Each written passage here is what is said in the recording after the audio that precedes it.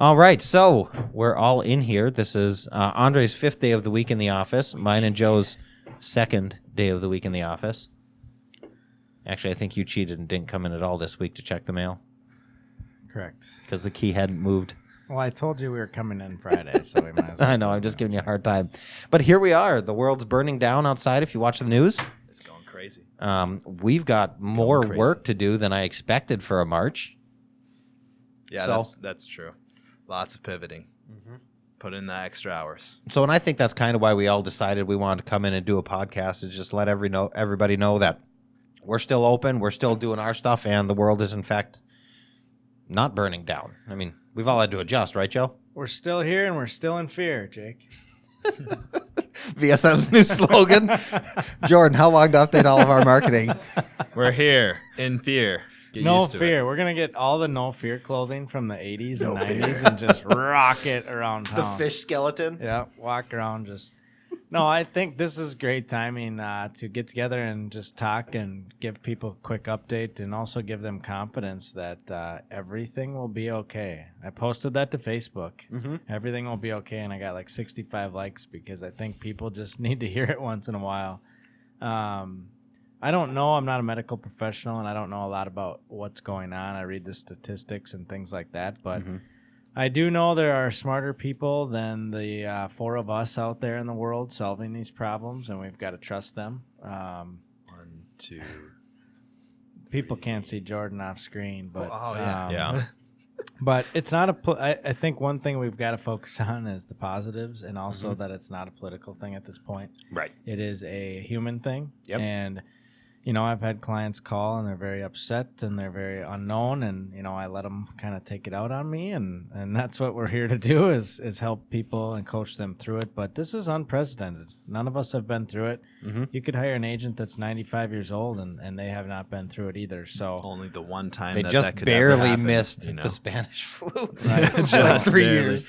Yeah, so nobody's been through it, and what I'm seeing right now out there is I've got 8 hours of showings tomorrow. Yep. I think I looked at the calendar, and I think it's about 10 properties or so throughout the Twin Cities. So people are still looking. Mm-hmm. We just relaunched one of our listings last night. I'm holding off on another one until next week. But other than interest rates going completely bonkers, right now it seems like it's pretty status quo. Mm-hmm. We're doing certain things with hand sanitizer, gloves, making sure our shoes are off, to not having groups, not having overlapping showings. We're doing things to contribute to solve the problem. I do think it has gotten a little bit slower. I'm sure people aren't really wanting to launch their properties this week necessarily, but it seems to me like, it's business not as normal, but business is still going on. And sure. The tenant complaints certainly don't stop during this time frame. No, we've got a new one. Why are you showing the place during this? And I think you hit it right hit the nail right on the head. Is we take the situation seriously, but you can do that without panicking. I mean, everything. If you watch the worldwide news, different governments are addressing the problem different. And that's because everything they're doing right now is theory. We won't know if we took the right approach or if somebody else's approach was better until 6, 9, 12 months from now. We can look back on it. So really right now is for all of us to be on the same page, support each other as a community, and just make smart choices. You're not giving hugs to every new client you meet. Yeah, you might be. I suggest don't. You're not coughing into your hand. We're using hand sanitizer. We're actually doing some cool stuff, which you should probably actually talk about on the leasing side to maintain that social distancing of 6 feet. But really, anybody who's telling you the world's going to burn down, or anybody who's telling you the opposite of this is going to be over next week, they don't know what they're talking about. Nobody knows. It's just move forward, evaluate day by day, and that's what we are doing, and we're staying optimistic. Economy, the market, everything could be back to normal in 6 weeks, or it could be 6 months. We just don't know at this point. But we're doing the best we can and trying to be smart, even though we come off as immature on this podcast. We actually do put a lot of thought into this.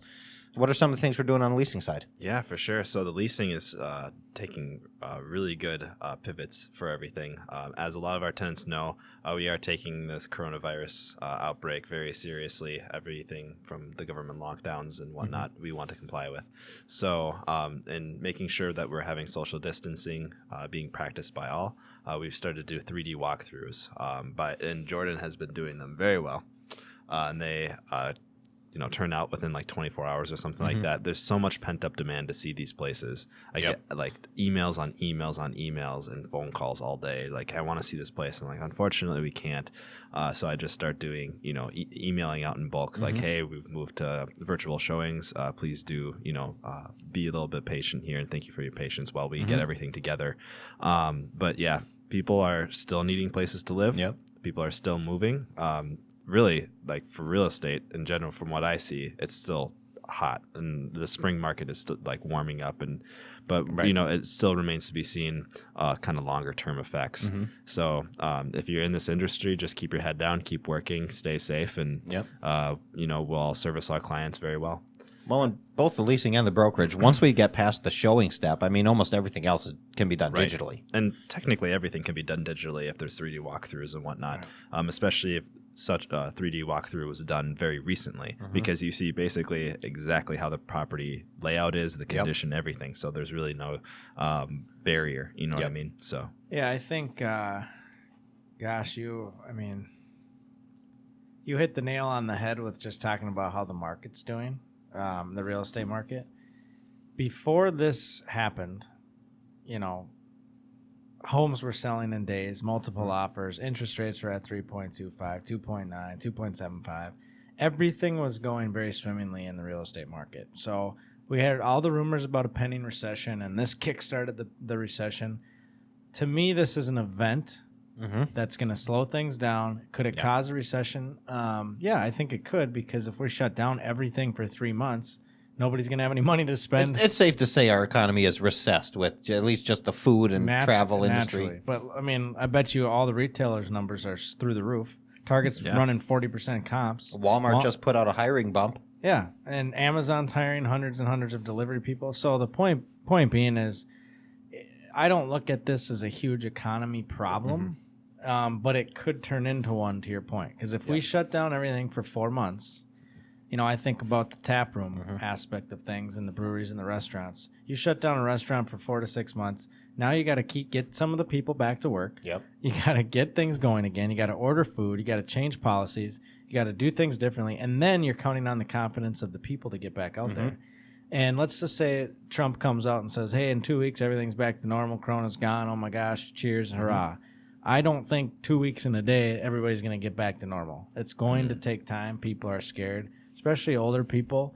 It is going to have an effect on us. I don't think it's a recession yet. I don't think the real estate market is going to go into a recession. And I'm not trying to be naive or optimistic. No, we were talking. The government actually sent a talking head out to point out that the economy's all that's getting hit right now because of the virus. The housing market has all of the stable indicators.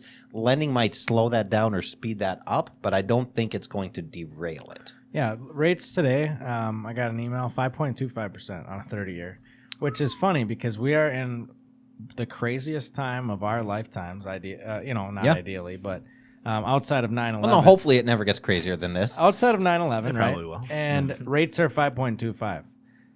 Again, ask your parents what their first interest rate was. 5.25 is incredible. It lowers your purchasing power, obviously. Yeah. But 5.25 in the most turmoil weeks of... Peak was 1986 at 18 and a quarter.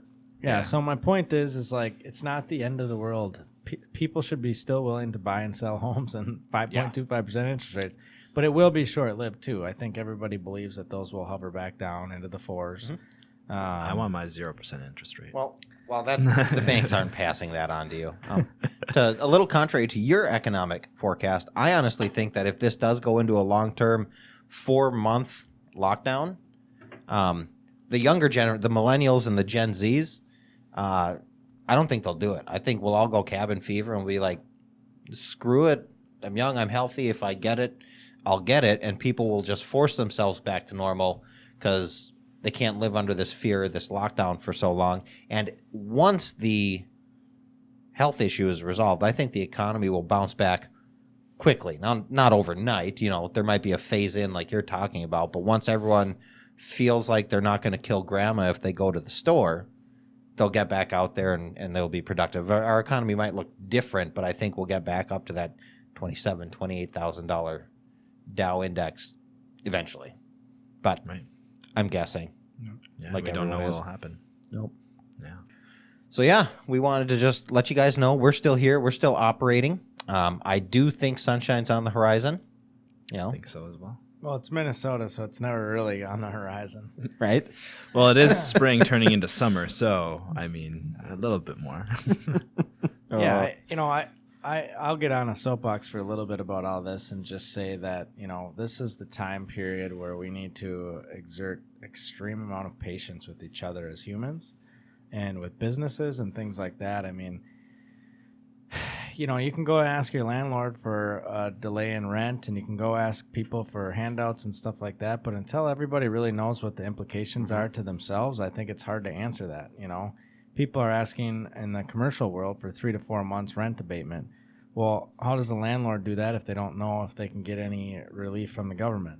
Yep. And then if the landlord's not making their payments to the bank, then it's actually the bank's decision. So there's a lot of stuff that has to happen, and nobody really has been through this again. So Right. I think about like trying to give advice to people on the real estate front, and it's just one of those things where we're going to have to ride this out together and hold hands the whole time.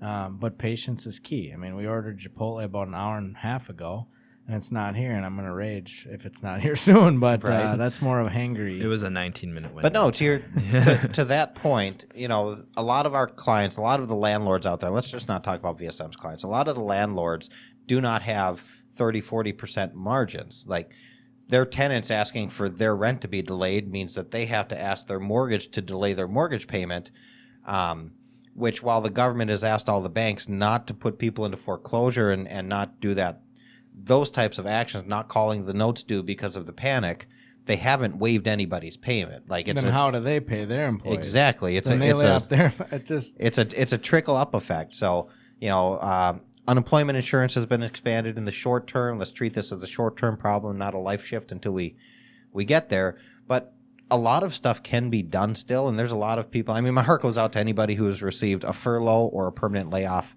because of the economy. People with specific solutions, contact your mortgage lender, contact your landlord, contact your property manager. There's always room for a conversation. Specific exceptions will more than likely be made, but carte blanche policy. I had somebody ask me the other day, have you guys, has VSM implemented a policy of waiving rent, letting us push it back till the next month? And it's like, well, no, we haven't, because that will literally put some of our clients in jeopardy of falling behind on their financing. It's not our policy to be given either. Right. We'd have to get every owner's buy-in. Correct. Otherwise, it'd come out of our pocketbook, and we're talking a lot of money. Yeah, yeah, exactly. I think the second point that I'll make, and I brought it up earlier, is just to maintain some positivity. And regardless of political affiliation, the leaders that we have in place right now are the ones that are going to get us through this. And so may not agree with how it's happening, but I think we have to maintain positivity as humans with each other and be a part of the solution and not create more of a problem. Especially in a panicked atmosphere. Yeah. Well, yeah, exactly. I don't remember who it was. It was some representative of the government or news or medical industry or whatever, but they said, listen, the finger pointing and the telling people you screwed this up or you screwed that up, we can absolutely do that 6-8 weeks from now. Let's just get there all on one team, focused forward on getting through this, and then we can sling our mud at each other. Yeah. And on a personal level, you can just try to stay away from media, and a lot of times, because that's where a lot of hype is coming from, and then just keeping an even keel, and kind of and you're the best on at that. Stuff. Probably not, but it's another one of those things too. You think about, like, it's similar to divorce or big life events in general, where it's like we all have to tighten our bootstrings. Maybe cancel some of the subscriptions you have if you need to salvage some money. maybe get rid of your Comcast, which is hard because you're trapped inside. Yeah. But there's things that I think we all need to do and make hard decisions, and we can't say the world's burning because we have to do these tough decisions. Like, something changed, we need to adjust to it, and when we get back to normal, we can get those things back. But I look at our jobs, specifically you and I, in a commission-based structure where it's like, I'm not anticipating making a ton of money over the next few months, which means I have to make tough decisions on what to pay or what to cancel or things like that. And I just feel like most Americans are just going to try and go through it as normal, and that might not be possible. And then when they have to make those tough decisions, they're going to get upset about it. For sure. And then that negativity is going to come sprinting out. And it's nobody's fault. Nobody got us into this deal. We have to get ourselves out. Right. Well, I'll just kind of echo what you're saying, but more from the leadership aspect. We're all leaders to some aspect or degree within some level of our community, whether it's at the house or whether it's church or the neighborhood or at work or whatever. The number one role of leaders, of mature people, is for all of those that we're responsible for, is to help maintain as much of normal as we can, and then help them navigate the stuff that's not normal.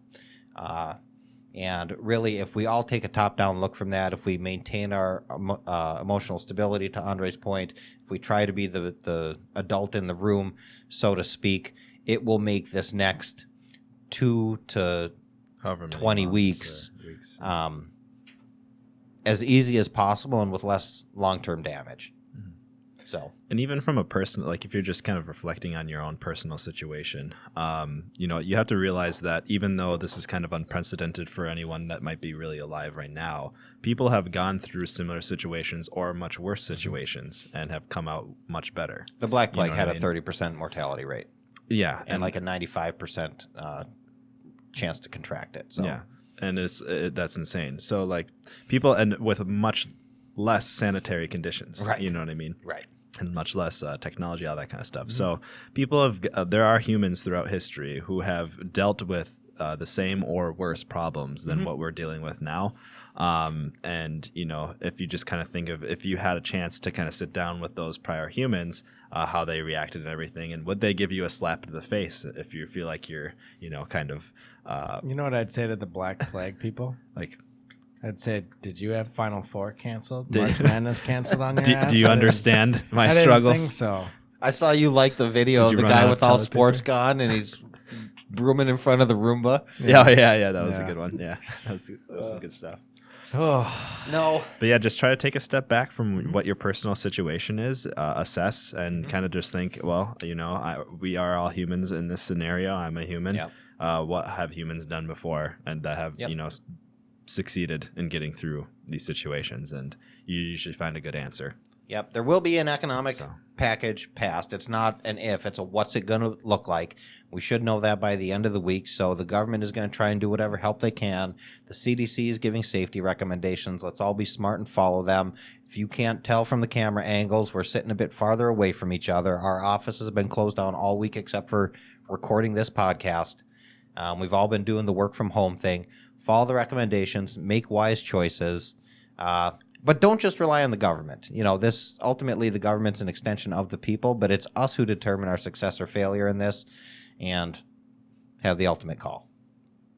Anybody else got anything to add? Otherwise, we can sign off and go track down our Chipotle. Andre will keep Joe from raging. It's probably not the guy's fault. I mean, I might rage too. This even keel. You just got off your diet. Yeah, this even keel business is a little. It's starting to tip. All right. Well, hey, we're gonna stick in this. We're gonna keep coming to you with content like we always have, like we have for the year so far. Probably is our new frequency. We got more guests in the hopper, and we're all in this together. Keep yourself from going stir crazy. Fight the cabin fever, and the housing market's going strong. Thank you, guys. God bless America and everybody else.